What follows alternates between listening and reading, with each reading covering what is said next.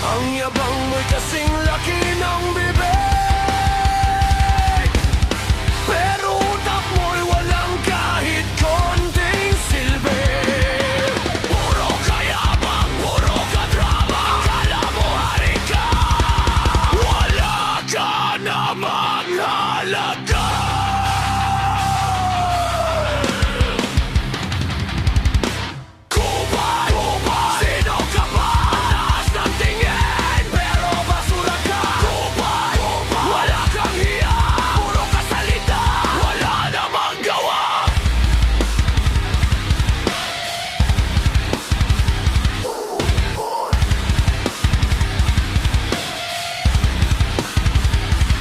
Nangangapat ka para lang umangat, nananak sa